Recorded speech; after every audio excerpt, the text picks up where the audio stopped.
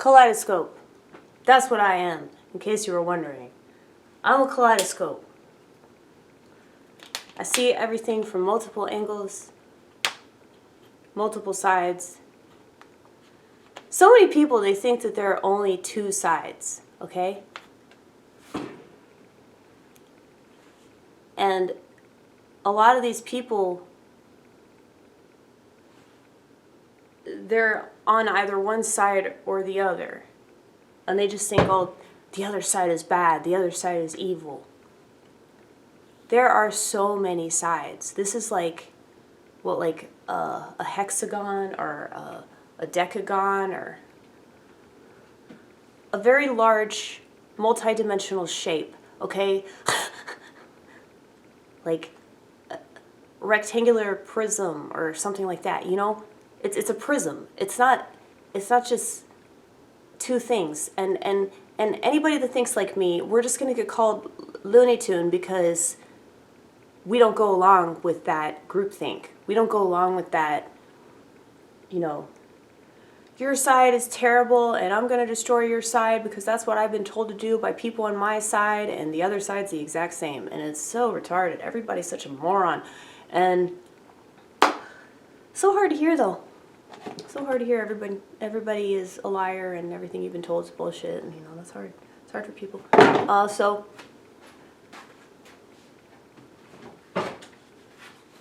I wish that I could get through to people, but people insist on remaining stupid because it's more comfortable that way. It really is. And I have to admit that for a little while, you know, when I was in my little, oh, maybe Trump's a good guy, you know, that's easier to think that, isn't it?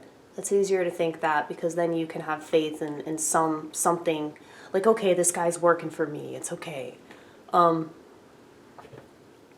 But all they do is lie.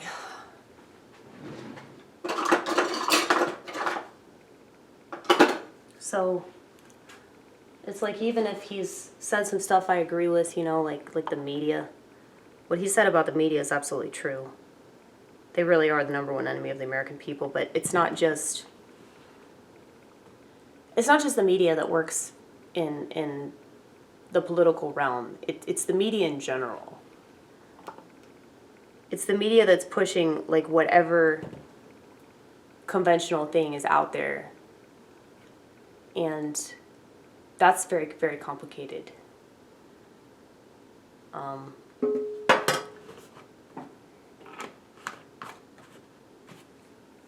If you do enough research, you realize that everything and everyone is just working for somebody terrible, you know?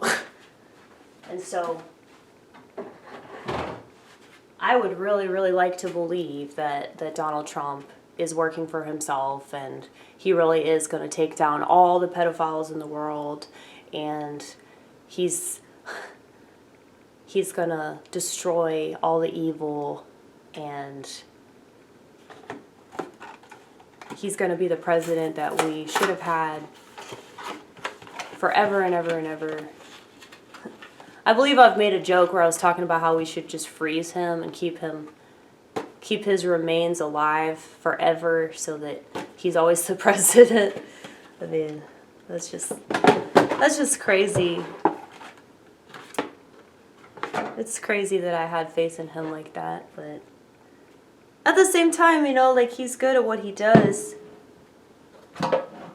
He's very good at convincing people that he's either the hero or the villain. I mean, that's pretty incredible. I would say that he's very, very talented for that. So, not many people have the ability to do that.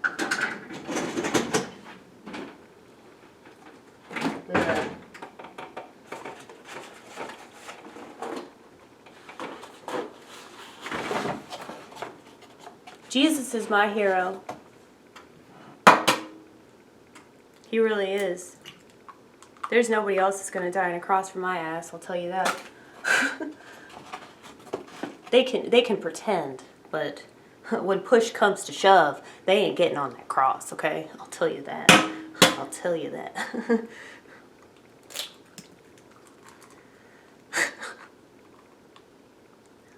That story is so inspirational.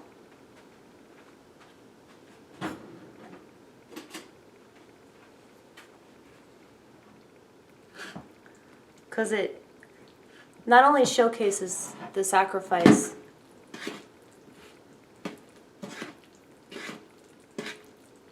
that Jesus made, and it showcases the sacrifice that God made, and it showcases how much God loves us, but it really shows you how terrible democracy is, you know? It shows you how, you know, the world just cannot be trusted. Authority figures cannot be trusted.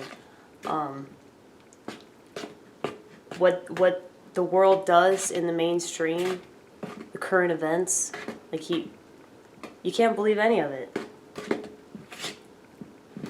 And he's a really good example of that.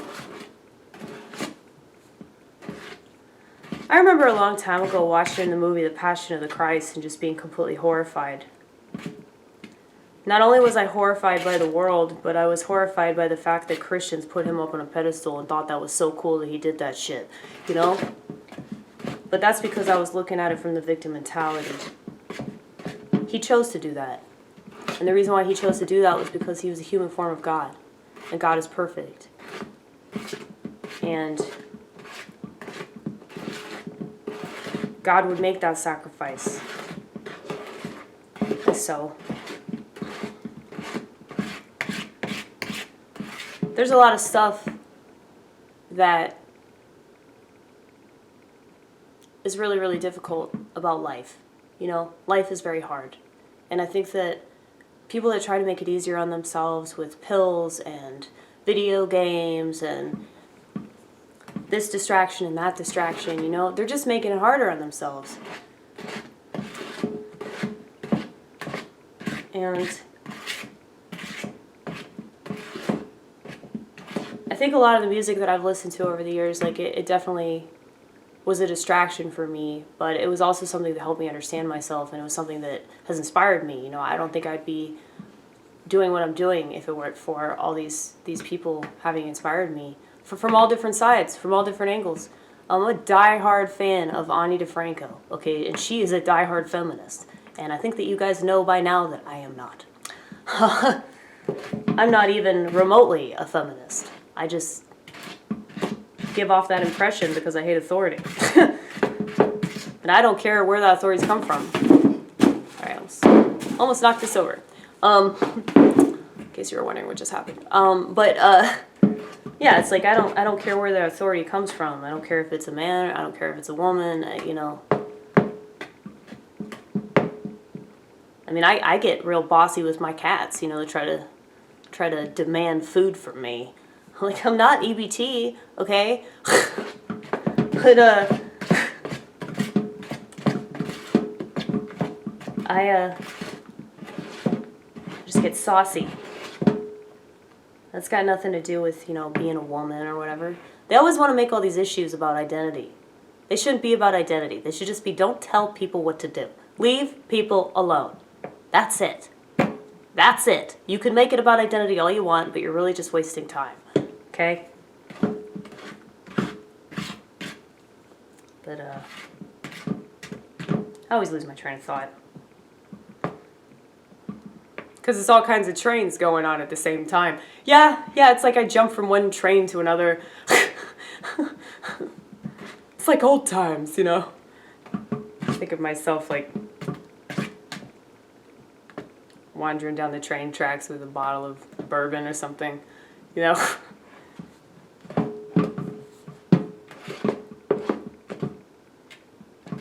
But yeah, man. It's like nobody knows how to deal with anything. The reason why everybody's so weak is because they rely on other people to make their life less hard. But the harder your life is, the more you're going to appreciate it when it's easy, you know? The harder your life is, the more you're going to appreciate, you know, overcoming whatever hardship you faced. And you're going to be grateful for it because it shaped you. And it helped you evolve as a person. It made you a stronger person. People don't know the value of that, and that's why they hate my guts, because, you know, I hold their feet to the fire, and I'm like, you don't need all this shit that you're told that you need. But because nobody ever taught you how to question authority, you know, you're just going to continue to take whatever they tell you to take, and you're not going to grow, and you're not going to learn, and you're not going to evolve as a person. And that's just sad, really. So it's like I'm trying to help people. It's tough love, though, man. It's tough love. It really is. But, yeah, like, the easier you try to make your life, it's just going to complicate it more.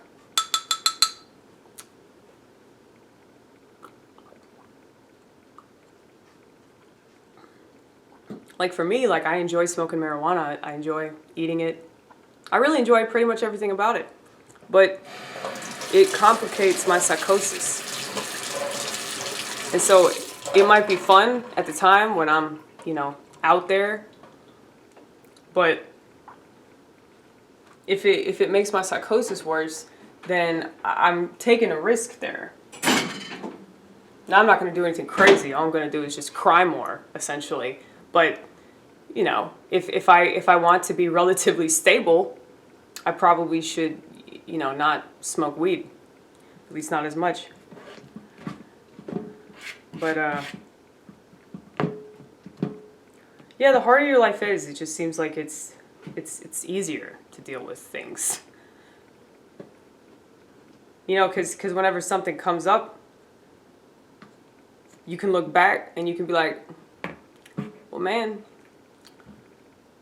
I experienced this really terrible thing and I got through that. So if I can get through that, I can get through this. You know, it's inspiration. It's not just inspiration for you, it's inspiration for others. People don't look at it like that. I mean, the majority of human beings in today's society look at everything totally wrong. Like, for example, working for what you want.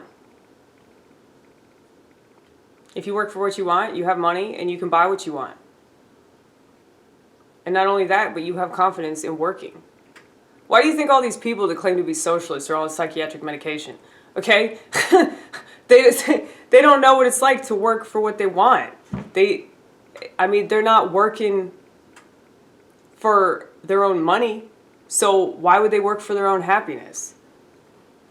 And I know it's not as simple as I'm making it out to be, but I feel like that's a good example to cite, because people that look at entrepreneurship like it's a bad thing, or like competition like it's a bad thing, like, sorry, that's just how the market works, man. That's how the market works. You're just gonna have to get over it, you know? You know, I'm reading this book on agorism, and I'm realizing that, like, I'm the person that this book was written for. Like, I'm probably the most classic example of an entrepreneur because of how much art I do, if you can call this art. But I think that it is. Like, I think that just being open and honest, you know, I really am doing comedy in its truest form. So, you know, that's definitely taking a risk. And so many people don't want to take a risk, so they trust people. And what's crazy is that you're taking more of a risk trusting the government and trusting bureaucrats and trusting doctors than you are if you just did it yourself. Because, hey, at least if you did it yourself, you'd be like, okay, this didn't work. I need to do something else. You know, I've said this before. If you do what they tell you and it doesn't work, then you're just shit out of luck. Because you're like, where do I go? What do I do? DIY, baby. DIY. DIY.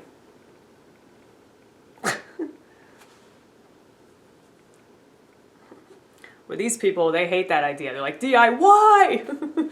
Sorry, I had to go there. Stupid, lame joke. Don't care, don't care. I just came up with it, though, so y'all should be proud of me. Why do I have to work for myself? Why do I have to do anything? Socialism to a T. Now, Marx wasn't wrong about materialism. Like, this country's fallen apart because of materialism and because of mass consumerism. I mean, there's nothing soul-sustaining about consuming products all the time. That's why these people are so miserable. And so, because they don't realize that, They just keep buying stuff that they think is going to fix their problem. But the problem is in their head.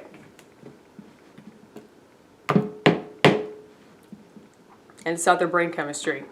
It's their actions. It's their behavior. It's what they're doing on a day-to-day basis. Most of these people just stare at a phone all day. Let me tell you something, honey. When you stare at a screen constantly, that's going to make you depressed. And then when you're comparing and contrasting yourself to other people, and then you're only listening to opinions that you agree with, that in itself is actually fucking with your brain chemistry. So your dopamine is completely out of whack because of social networking. And these scum pieces of garbage that came up with fake book, they knew that this shit was going to happen and they still did it anyway. I think they should be thrown in prison. I really do. Or they should just be sent to, I don't know, Vietnam or something. But, anyway.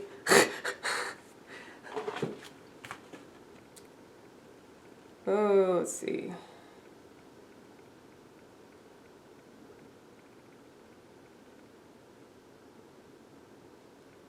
Okay. I'm making muffins, and I'm also making these little, these York peppermint patty dessert bites. And I'm also making pudding. I'm all about the desserts, obviously. Yeah, I thought you were trying to get off sugar. I'll wait. Yeah. Let's see here. Total sugars, 14 grams, including added sugars. So you got 29% sugar. Let's see here. Pudding. Sugar. Total sugar is 18 grams, including 18 grams of added sugars, 36%.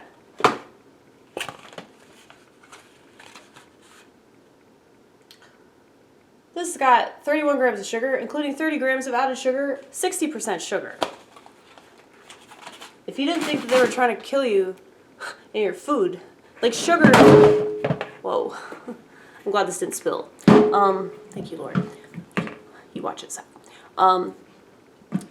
Sometimes he can't catch my ass though, because I'm that much of a wreck.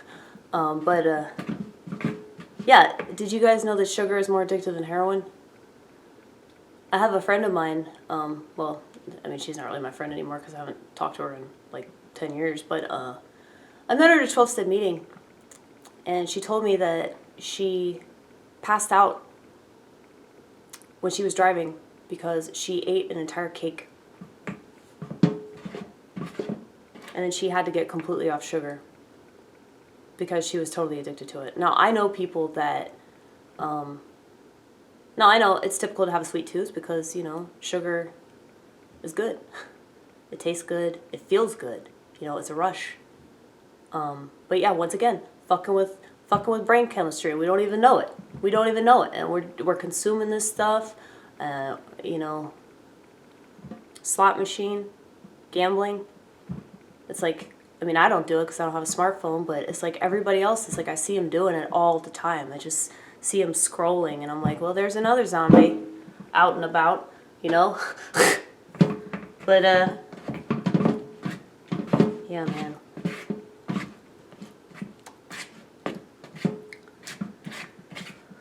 Maybe I should make that like a New Year's resolution to try to cut sugar, at the very least, in half.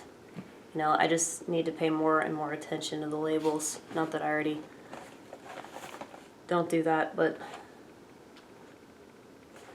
anyway, I'm gonna go and I'm gonna make this stuff because it's really hard for me to concentrate on food when I'm like talking, you know, and then I forget, oh, the camera, and the vortex really doesn't want to just stare at my fridge. You know, that very, very riveting footage. Yeah, I'll talk to y'all later. Well, like I said, Merry Christmas. Yeshua was born in September, but let's celebrate him every day. Okay?